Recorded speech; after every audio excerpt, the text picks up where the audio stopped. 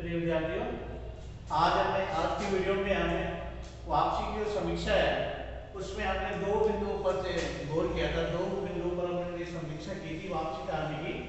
अब उसी के जो तीसरा बिंदु है उसको हम देखने की कोशिश करेंगे। देखिए, तीसरा बिंदु है वातावरण, यानी कि किसी भी कहानी या कोई भी जब चरित्र किया जाता है, कोई उपन्यास होता है, कैसा भी यदि चित्र होता है तो उसमें वातावरण का जरूर उल्लेख होता है। यानी जो घटनाएं घटित होती है वो कौन से वातावरण में, किस प्रकार के परिवेश में वो घटित होती है।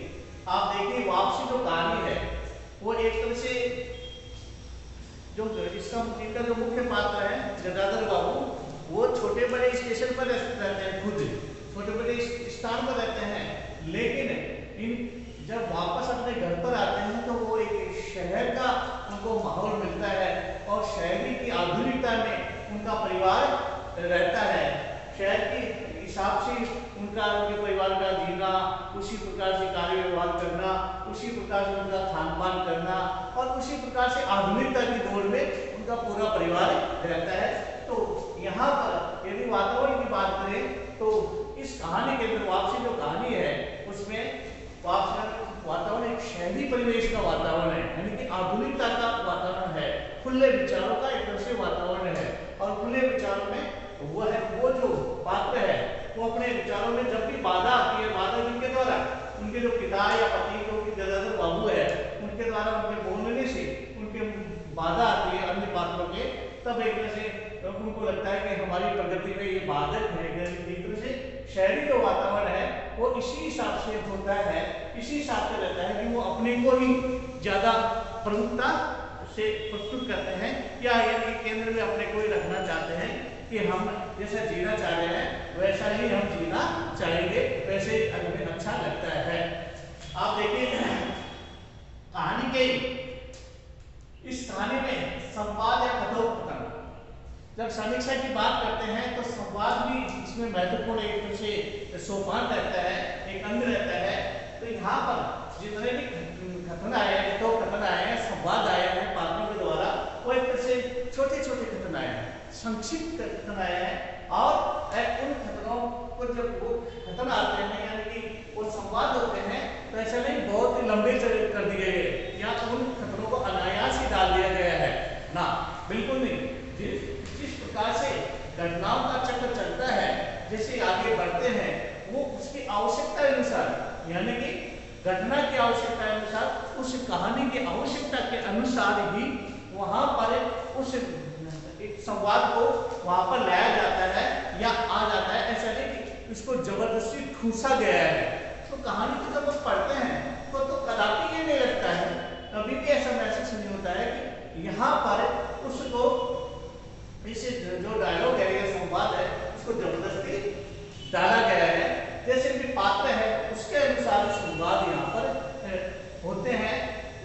जैसे संवाद को अपने यदि याद करने की कोशिश करते हैं तो जैसे बोलती है उनकी पत्नी बोलती है, इनकी गदाधर बाबू की पत्नी बोलती है कि बिटिया सयानी हो गई है।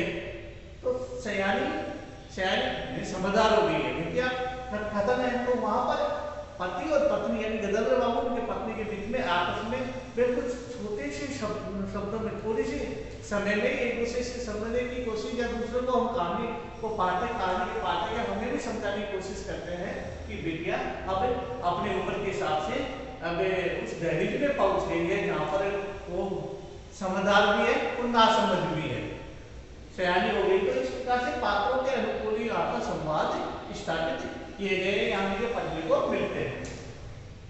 कहानी की समीक्षा के तौर पर ही जब हम आगे बढ़ते हैं तो भाषा शैली भी काफी महत्वपूर्ण रहता है, यानी कि उसके अंदर जो भाषा आई है वो किस प्रकार से आई है। देखिए, जो इनके कहानी के जो लेखिका है, कहानी की जो लेखिका है उषा प्रियवदा, वो एक अमेरिका में पढ़ी लिखी है, शहर में रहती है और वो वहाँ के निवास है, लेकिन उनका जो ताल्लुकात है वो कानपुर से रहता है, यानी कानपुर से रहता है, भारत में रहता है। तो यहाँ पर उनका जो भाषा शैली है, ऐसा नहीं कि अमेरिका से वो भाषा लेके आ गई ना, बिल्कुल जहाँ एक से हिंदी जहाँ से परिष्कृत हुई है, हिंदी जहाँ से खड़ी हुई है, हिंदी जहाँ से मजबूती से आई है, उसी भाषा शैली के अनुसार ही उन्होंने कहानी में भी उस भाषा शैली को दर्शाने की कोशिश की है।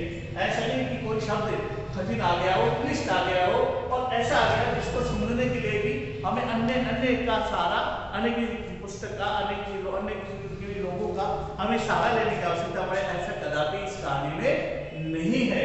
इसमें जो भाषा है बहुत सरल है और ऐसी भाषा है जो स्वाभाविक रूप से निकलती है, स्वाभाविक रूप से हम बोलते हैं, वो भाषा है। और यथार्थ पर यानी कि सत्य की कसौटी पर जो भाषा होती है उस भाषा का प्रयोग किया है। बीच बीच ये मुहावरे आए हैं। देखिए भाषा में जो शब्द आए हैं, भाषा से जो शब्द आए हैं उसे हम थोड़ा देखें। अंग्रेजी के इसमें शब्द आए हैं, जैसे क्वार्टर है, क्वार्टर ड्यूटी है, फिल्म है।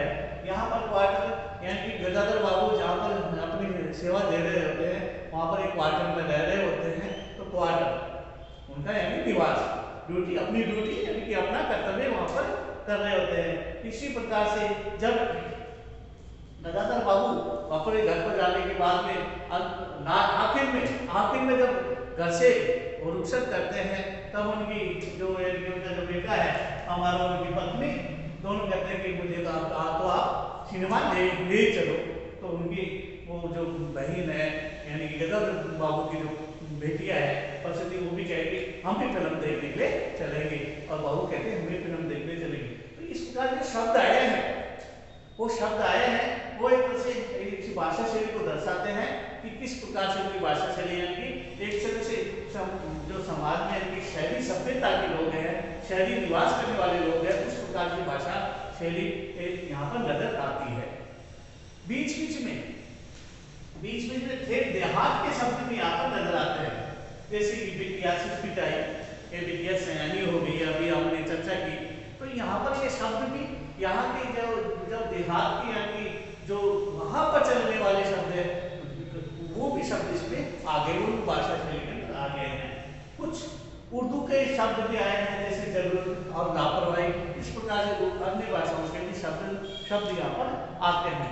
तो भाषा शैली के हिसाब से ये लगता है कि इस कहानी के अंदर भाषा शैली सरल है, सपाट है, लाभ लपेट उसमें बिल्कुल भी नहीं है। अंत में जो एक से जो सोपान है कहानी की समीक्षा का वह है उद्देश्य। आखिर इस कहानी को कहने का जो लेखिका जो चाह रही है उस उद्देश्य में क्या सफल हुई है? इस कहानी को लिखने का क्या उद्देश्य है?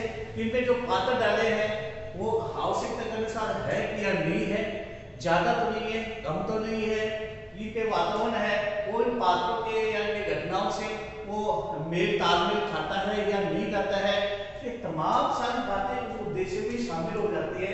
और उद्देश्य में हम ये भी देखने की कोशिश करते हैं कि आखिर वो लेखिका है इस कहानी के माध्यम से हमें क्या समझाना चाह रहे हैं।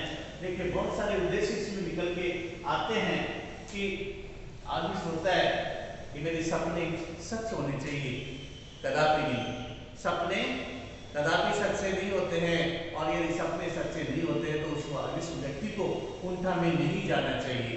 इस प्रकार से गदाधर बाबू इसमें अपने सपने सजोते हैं कि मैं घर जाऊंगा, मेरा अच्छा स्वागत होगा, वो होगा, आत्मसम्मान मुझे मेरा बढ़ेगा, लेकिन घर पर जाने के बाद में उनको जैसा चाहा था या जैसे उन्होंने कल्पना की थी, जैसे उन्होंने सपना देखा था, उनके विपरीत उनको जब माहौल मिलता है तो थोड़े कुंठित होते हैं, लेकिन फिर अपने आप को वो बचा ले जाते हैं।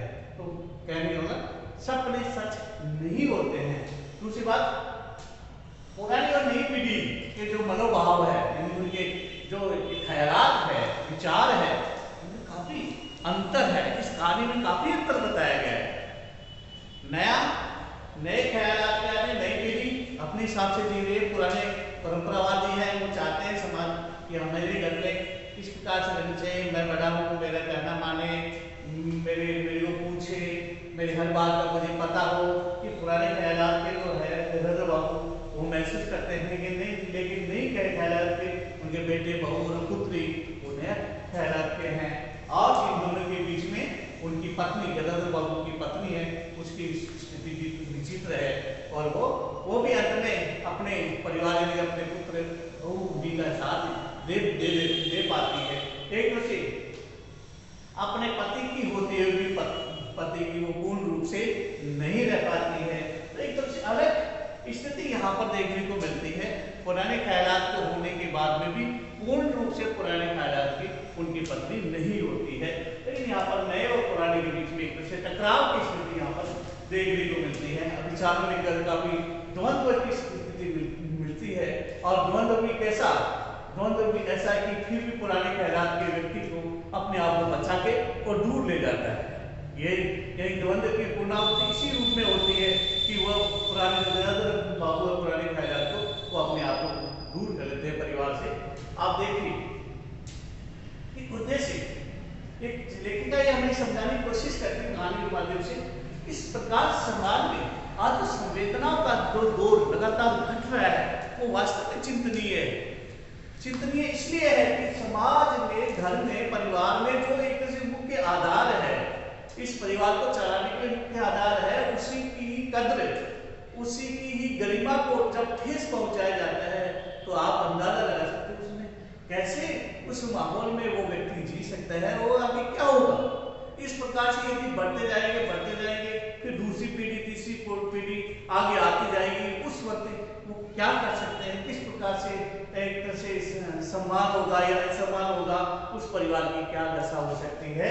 ऐसे भी एक तरह से लेखिका उषा जी हमें समझाने की कोशिश करती है। लेकिन अंत में ये कहते हैं कि जिस प्रकार से कहानी में गदाधर बाबू उस परिवार को छोड़ के जाते हैं तो ये लगता है कि जो नूतनता है, यानी नई पीढ़ी की जो लोग हैं उनको ही वो प्रमुखता देके अपने आप को दूर कर ले जाते हैं। तो कहानी में जो समीक्षा के तौर पर जो कथोप, पहले बिंदु कथोप हमने देखा, दूसरा देखा हमने चरित्र चित्रण, और फिर बाद में हमने इस प्रकार से इस कहानी के सोपानों पर जब कहानी की कसौटी पर उतारने की कोशिश करते हैं तो कहानी वापसी जो कहानी है वो अपने विभिन्न सोपान जो है, विभिन्न आयाम है, उन पर पूर्ण रूप से खरी उतरती है और समाज को एक तरह से संदेश देती भी नजर आती है, जो हर आदमी को सोचने पर बिल्कुल मजबूर करती है। हम आगे के वीडियो में अगली कहानी की समीक्षा देखने की कोशिश करेंगे। धन्यवाद।